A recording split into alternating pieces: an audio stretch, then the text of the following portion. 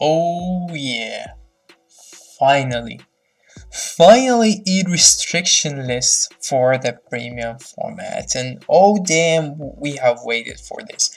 So some of us that play Cardfight Vanguard played the game from the start, and one of the things that kept us playing is that getting more and more and more cards and building more and more different decks and builds and shenanigans.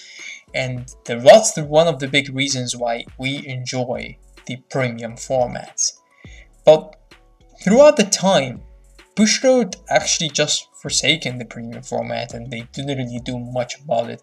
They forgot about the format and they didn't think about the synergy that some of the new cards would make with the older cards, and they kept giving those premium support, those strides that were unnecessarily strong to some decks, and there was no balance in that. And throughout the years we have seen cards like Katrina gone, like cards like Ichikishima gone, and then we have had the D format and they just didn't do much about premium anymore, and then also at the end of V they didn't do much about premium anymore. But now we finally have a good list. So in this video we will talk about that list. If you are new to our channel, we are Team Crushing the Meta, and welcome. My name is D-Boy and I will be going throughout the list in this video. If you haven't subscribed, like and comment on the video, do it, enjoy it, and without further ado, let's just start. So we have the rule update. This is basically a ban list. They like to call it a restriction list. I just call it ban list.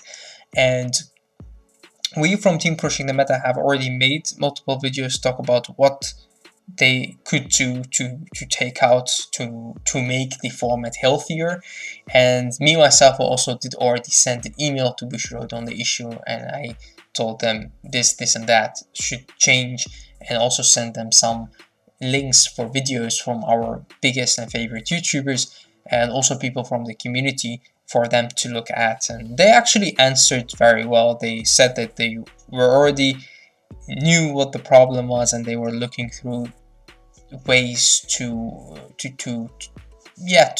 have a solution without hurting everyone and just making the game healthier again.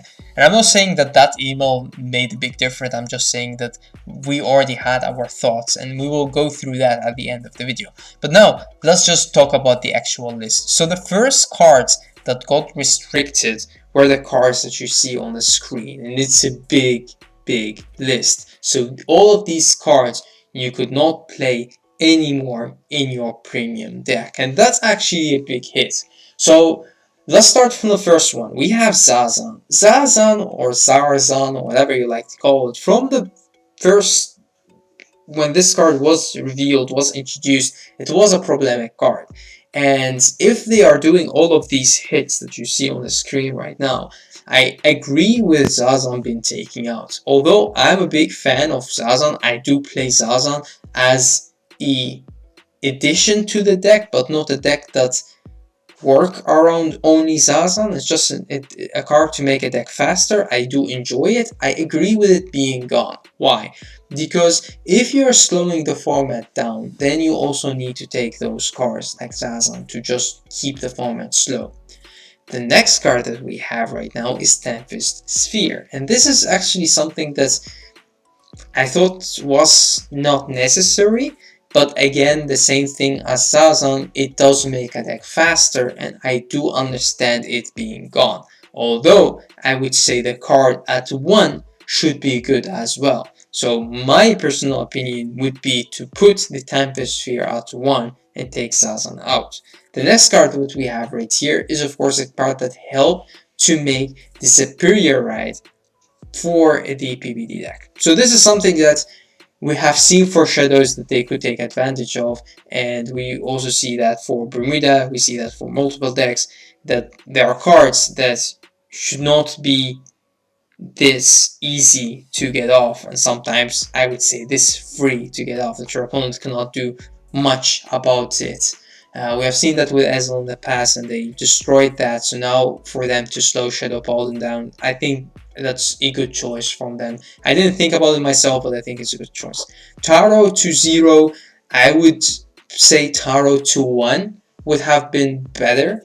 I don't think that it was necessary to take Taro out, the same as Tempest Sphere. But again, understandable to do something about Genesis Loop. And as I said in our video, the Taro 2-1 should be good. I keep saying it again, I don't think that it's necessary to ban cards if it's not needed. So I think that Taro 2-1 should be more than enough. Jamie Congo taking out, not even 2-1, no, gone, just remove, just like that, boom, gone. What do I think about that? Well, as a premium Nubitama player, I don't play the deck that much, but I do own the deck and play the deck. I think that Jamie is an unfair card. I've seen lots of people that are new to the game playing against the Nubitama deck and just saying, well, what is this? This is not fair. I don't like this. So I think that Jamie be taking out is good. I also think that it's good for the Nubitama players, for them to just focus on something different and build the deck differently. I think that that's a good choice. Next we have is finally the Stride from Murakumo be taking out. No comment about this. Understandable, the card should have been taken out earlier, just like cards like Katrina. This is a problematic card. There is no way that Bushiroad could do something to work around this. No restrictions, no this could not be played with that. Just the card taking out ban, gone. Just like that. The next card what we have right here is a card that enables lots of loops from Murakumo and just also give them access to the infinite loop. And me myself, I'm against infinite loops, infinite power, infinite anything. There should be no infinite something in Vanguard because I think that's an error. To have infinite something is an error in the game and should be taken out, and that's also what I said to Bushiroad, so I agree with it be taken out. Next we have Zinc, and that's an interesting one.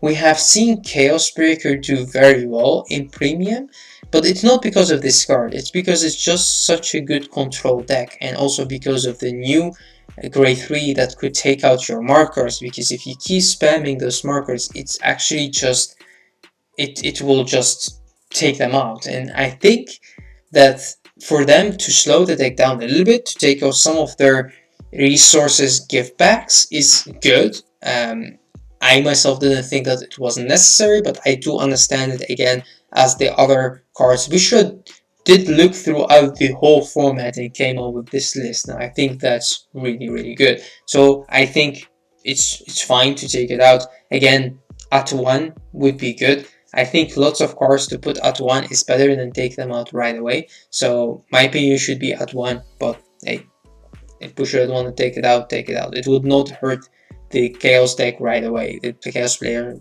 will still play Chaos. Gastille gone, yes, of course. Finally, Gastille just sat on the throne of Dark Regulars for too long. The card was a problematic card. The card made the deck way too consistent. The card made some crazy combos come together, and there was no good way to stop it. I mean, with the new heal triggers, with Bobo in the game, with the counter charge abilities that they have, there was just no way to slow Dark Regular down without having to play a grind game or not give them any damage game, and that's just not fun for new players. It's just they don't understand it, and the Dark Regular turn just took too long. It went on and on and on and on and on, and I think that's also alright for Dark Regular players to finally get back and check and make big difference for what they want to build. The same goes for Nubitama. Nubitama players will not forfeit the clan and just play something different. There is of course still Rena that they could fall back on, and hopefully with the new reverse unit with the beautiful art, they would actually just be good again. And I don't think that cards like Jamie should stay in the game. The same goes for the Murakumo and the Dark Regular Stride. Now we get to the Pale Moon Grade 3, which enable another infinite loop.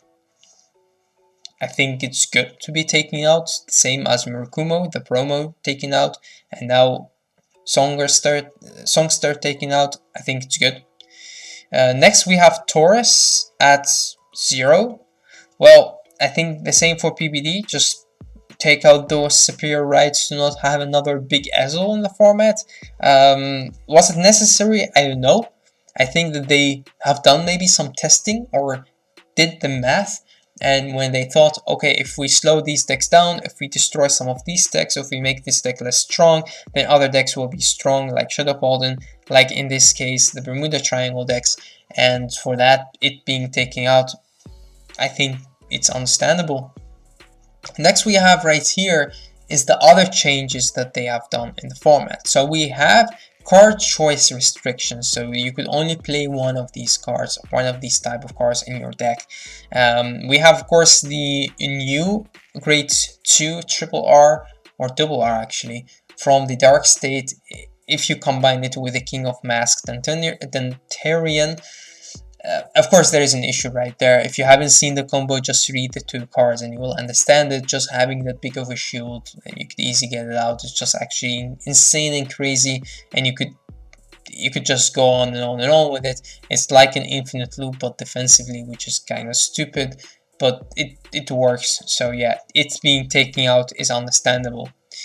For Bermuda Triangle, this is another loop. You don't see lots of people play it, but I've seen Sparkles make it, and I think it's not that good, but again, infinite anything should be taken out. That's my personal opinion, so I agree with this 100%. Next, we have more restrictions, and now we talk about overtriggers with Ultima. So, when we have seen the overtrigger, and we have seen Ultima, and we thought about the way that Ultima works, we already thought, this is insane. Because now you will need at least 3 perfect guards to stop it. I mean, it's like infinite. The overtrigger is basically like infinite power. You could only stop it with a perfect guard. There is no other way to stop it, or like getting into a perfect guard through a G-Guardian or whatever. But there is no other way to stop an attack without having to deny Griffin it or to just PG it. So the combination of Ultima and Overtrigger is actually just need to be taken out, and I think that's a very good choice from Bushido to take it out right away, because it was just a small problem. We didn't see that much because the format was too fast, but if they are slowing the format down, slowing all of these decks down, then we will see this in action, and I think it's unfair to the other Zeros Dragons, because that will make Ultima way better than the other cards. We have one more restriction, or choice restriction, and now we come to Pale Moon. You only play one of these cards in your deck, and this is actually pretty big, because Pale Moon was already very good, and having access to lots of cards, they already had some restrictions, and now they have another one. Does this hurt Pale Moon that it could not be tier 1 or 2? No, it does not. I think that still Pale Moon would be at least tier 2. I think way better than tier 2, but this will not hurt them that much. There are other choices to go through, and I don't think that they will play Jumping Jill anymore. They will have to choose between the Purple Trapezes and the Flying Unicorn. But they basically have to choose between the two, and I think that's okay for Pale Moon players to build a deck around the other type of cards that they have. Also, lots of cards that we have got from Dark State are also playable in Pale Moon and Dark Irregulars, so I don't really see an issue right here. I think it's understandable to slow Pale Moon down a little bit, because it is still a very good deck that could multi-attack like crazy, and they have good soul charges, they have good counter charges, they have good attackers, good multi-attackers, good attack enablers. They have lots of cards to the disposal, so this would not hurt them. It will hurt them, but it will not destroy Pale Moon, definitely not. Alright, so now we actually talk about a rule for rare guards and stand triggers. This is something that we have talked about from our video as well. This is something that we have seen throughout the results that we have got from the Bushra Championship when it comes to the online tournament or other tournaments that we have seen. We didn't get that much results, but we did get some good tournaments, and we have seen cards, especially for Blade Master, that you don't really need lots of brain to pilot it, but with Zazan, with Tempest, with the stand trigger mechanic and a rare guard that could drive check, it was insane. So What did they change? They say rearguards that stand by a stand trigger cannot perform a drive check until the end of turn. This is actually the best way that they could have done it. I didn't expect them to make a rule change right away, but they did it very well. It's way better than the errata, and it's way better than everything that I have thought of, or most people in the community. This is just really good. Rearguards that stand by a stand trigger cannot perform drive check until end of turn. So this would mean that your rearguard would have only one drive check and they could not continue on drive checking, and that's just understandable because otherwise you basically have a restanding Vanguard when you get a stand trigger. Alright, so now looking back at what we have said as team crushing the meta and what we wanted to have different.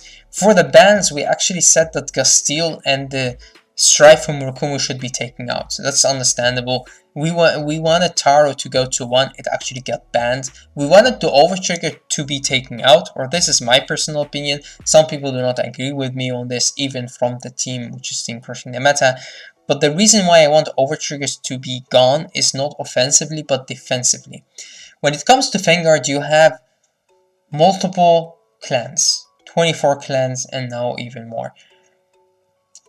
What you see is that some clans do benefit from having the Overtrigger defensively more than other clans, depending on which clan you play against. So, if you play Pure Moon, if you play Novice, if you play Aquas, if you play Spikeros, if you play Grace Nature, if you play Bermuda Triangle, if you play clans that have multi-attacks, that are not specifically that big, but have multi-attacks, have actually a disadvantage when it comes to the opponent damage checking the Overtrigger.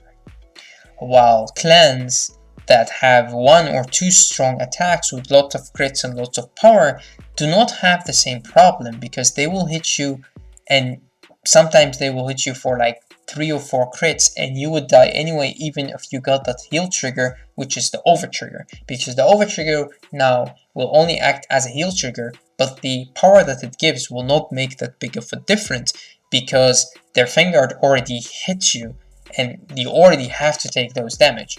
Well, when you play against clans like, let's say, Pale Moon or Aquaforce or Spikeros, or again Aquaforce or Great Nature, or those Nova Grapplers, those kind of clans that have those smaller attacks, whenever you take one of the damage and it's an Overtrigger, the turn basically stops for the attacking player. And if they have committed, if they have already seen their Overtrigger, if they have attacked with the Vanguard, now they have nothing. So they basically have to end their turn, and then it's back to you. But if they have committed too much to the board, then that's basically it. And back at the start of the format, when we got the Overtriggers were alright, because we had those big unfair decks. Like, you could not do anything about Murakumo when it went on, you could not do anything about Gastille when it just went on, and if you could not do much about Taro and the crazy loops that Genesis made. But when you damage checked in Overtrigger, their turn basically ended, and that was good, that was okay, because that did make it a little bit fair. But now, because those decks are gone, because those decks are nerfed, I don't think that having the Overtrigger in the premium format is actually a healthy thing. So that's the only thing that I did not agree with. The second thing, or I wanted Bushido to also do something about, just the Overtriggers and the right deck should only be in Overtress and should not be taken to the premium format. Now stand triggers and rearguards, they did an amazing job on that. Nothing should be infinite, no loop, no power. I've talked about this throughout the hits that they have made for the list, and I think that they did a great job. They just didn't hit everything, but that was not needed. They hit more than was necessary, and that was still okay. Like hitting the Bermuda, nobody will think that would be a problem because people didn't really play it that much. And yeah, that's basically it when it comes to this video. What do you thought about the video, and what were your own thoughts? I'm actually very interested to see how people react to this list. I've seen some people that got very sad and very angry, and I've seen some other people that were finally very happy. If you're sad and you're angry because some of your favorite cards or clans got hit, just get back to the drawing table, as I like to call it, as Chris Flores from our team like to call it, and look at all the cards that you have at your disposal and make a different build. Because if you play Dark Irregulars, if you play Murakumo, you already know that these two strides were unfair. If you play Genesis, you already know that Taro was unfair. Should have been gone to 0? Nah, maybe to 1. But even to 0, it's okay. You still have other options. You still could make a different build that could do very well. If you play Grand Blue and you really need Sazan to make the deck faster, try to understand, because of the way that the format will be right now, the deck does not need to be that fast anymore, because the game will be longer and you have more time to get to the right cards, and you don't really need that Sazan that early. If you play Tempest Spear and you play Gears, again, just go back to the drawing table and build the deck differently. So that's all I want to give you guys, and it's pretty much up to you. But I think with the way that all the three formats are looking right now, the game is looking very healthy. Even in D, which we'll talk about in another video, as we talk about the list that we have had for D Envy, I think it's very healthy. And if you don't agree with me on that, just put a comment in the comment section below, or wait for that other video, and you will see my thought on it, and I will also see your thoughts. So thank you for watching, thank you for tuning in to our channel, thank you for liking, commenting, of course subscribing to the channel, and of course we will hope to see you in the next video as well. Let us know in the comment section below your thoughts, and we will see you in the next video. So till next time.